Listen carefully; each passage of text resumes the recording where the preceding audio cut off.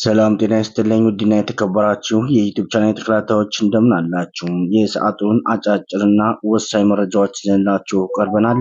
እስከ መረጃው ፍጻሜ ድረስ አብራችሁን ቆዩም። የዩቲዩብ ቻናላችንን ሰብስክራይብ በማድረግ ቤተሰብ እንድትሆኑ በአክብሮት እንጋብዛለን።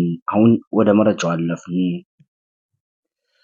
ፕሬዝዳንት ዶናልድ ትራምፕ አሜሪካ የህዳሴው ግድብን በገንዘብ ረድታለች ሲሉ ተናገሩ። ፕሬዝዳንቱ በዋይት ሀውስ ለሁለተኛ ጊዜ ወደ ስልጣን የመጡበትን አንደኛ ዓመት አስመልክቶ በሰጡት ጋዜጣዊ መግለጫ ዶናልድ ትራምፕ የዩናይትድ ስቴትስ የህዳሴ ግድብን በገንዘብ በማገዟ ኃላፊነት እና ዜግነት ትወስዳለችም ብለዋል። ኢትዮጵያን የህዳሴው ግድቡ የተገነባው በኢትዮጵያን ገንዘብ በመሆኑ ከዚህ ቀደም በግልጽ አሳውቃለች። ትራምፕ ግን አሁንም ለግድቡ ማን እንደከፈለ ታውቃላችሁ በማለት ዩናይትድ ስቴትስ ሲሉ ተደምጠዋል። ከዚህ ቀደምም እንዲሁ ብለው ነበር ያሉትም ይህች ሀገር በገንዘብ አግዛለች አላውቅም፣ ምናልባትም የሪፐብሊክ መሪ ሊሆን ይችላል፣ ግን ብዙም አላስብም፣ የዲሞክራቲክ ይመስለኛልም ሲሉ አብራርተዋል። ግብጽ ግድቡን ለቱሪዝም እንደምትጠቀምበት እንደሚሰሩ ገልጸው ከኢትዮጵያ ጋር ስምምነት ላይ ለማድረስ እንደሚሰሩ እየተናገሩ ነው። ፕሬዝዳንት ዶናልድ ትራምፕ አሜሪካ ለታላቁ የህዳሴ ግድብ በገንዘብ መርዳቷን ሲገልጹ ይህ ለሶስተኛ ጊዜ ነው ሲሉም አስታውቀዋል። ከቀናት በፊት በአባይ ናይል ጉዳይ ላይም ኢትዮጵያና ግብፅን ለማደራደር ጥያቄ ያቀረቡት የአሜሪካው ፕሬዝዳንት ዶናልድ ትራምፕ ኢትዮጵያ የናይል ወንዝን ፍሰትን የሚያቋቁም ግድብ ሰርታለችም ሲሉ ገልጸዋል። በዚህም ምክንያት ግብፅ ከናይል ወንዝ በቂ ውሃ እንደማታገኝ የተናገሩት ፕሬዝዳንቱም ይህንን ጉዳይ መፍታት ይኖርብኛል ሲሉም ተደምጠዋል። ትራምፕ ይህንን የተናገሩት በድጋሚ ወደ ስልጣን የመጡበትን አንደኛ ዓመት በማስመልከት ትናንትና ማክሰኞ ጥር 12 ቀን 2018 ለጋዜጠኞች በሰጡት መግለጫ ላይ ነው። ባለፈው አንድ ዓመት ውስጥም አስተዳደራቸው አሳክቷል ያሏቸውን ጉዳዮች ዘለግ ያለ ጊዜ ወስደው ያብራሩት ፕሬዝዳንት በድጋሚም የሚናገሩትን ስምንት ጦርነቶችን አስቁሜያለሁ የሚል መከራከሪያ በዚህ መግለጫ ላይም አንስተዋል። ትራምፕ እንዲያስቆሙ ከገለጿቸው ጦርነቶች ውስጥም በእስራኤልና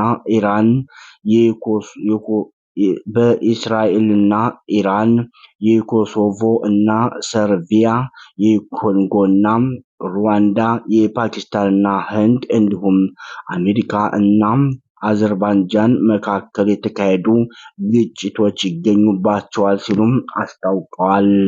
በኢትዮጵያና ግብጽ መካከል ሊነሱ ነበር ያሉትን ጦርነትም በዚህም ዝርዝር ውስጥ ተካቷል። እነዚህ ጦርነቶች ለመቋጨት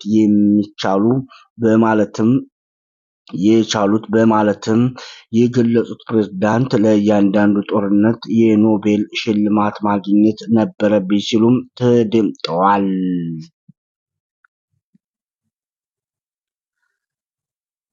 በሌላ ዜናም በጋምቤላ ከተማ ከዛሬ ጀምሮ ሞተር ሳይክል ማሽከርከር የተከለከለ መሆኑን የጋምቤላ ክልል አስታወቀም። ባለፈው ወር ህይወትን የቀጠፈው የሰላም መደፍረስ የገጠመው የጋምቤላ ከተማ አስተዳደር በከተማው ባለው ወቅታዊ የጸጥታ ሁኔታም ተያይዞም የተለያዩ ውሳኔዎችን ማሳለፉን አስታውቋል።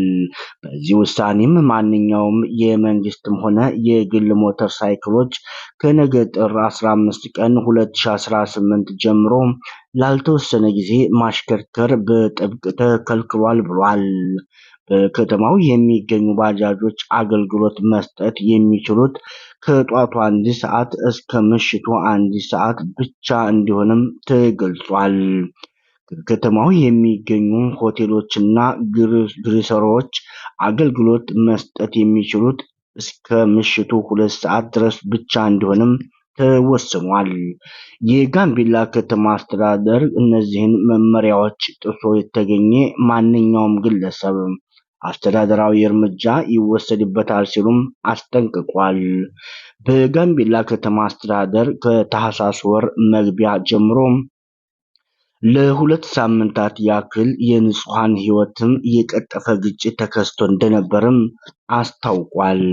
ክልሉ የጸጥታ መደፍረሱን ከአቅሙ በላይ ሆኖ መቆጣጠር ባልቻሉ የመከላከያ ሰራዊትና የፌዴራል ፖሊስ እንዲገቡ አስገዳጅ ሁኔታም ተፈጥሮ ነበር ሲል ገልጿል።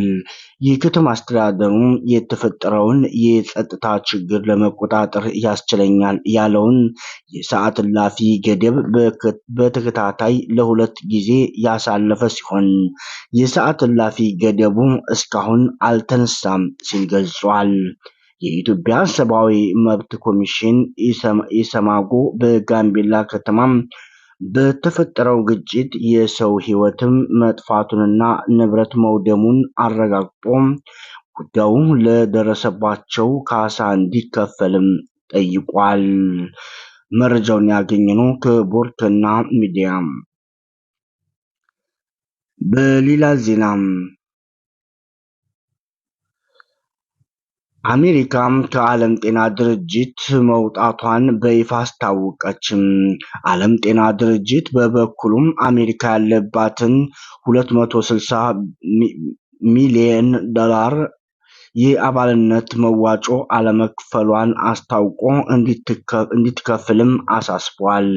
ፕሬዝዳንት ዶናልድ ትራምፕ ከ1 ዓመት በፊት አሜሪካ ከድርጅቱ እንድትወጣም መፈረማቸውን ተከትሎ ነው መውጣቷ የተገለጸው። ነገር ግን ሀገሪቱ ከ2024 ጀምሮ መክፈል የነበረባትን የ260 ሚሊዮን ዩሮ አለመክፈሏን የዓለም ጤና ድርጅት WHO አስታውቋል። የድርጅቱ አባል ሀገራትም በአሜሪካ መውጣቷ ዙሪያ ከቦርድ አመራሮች ጋር ለመምከር በቀጣይ ወርም ቀጠሮ መያዛቸውን ፈርሞ ዘግቧል።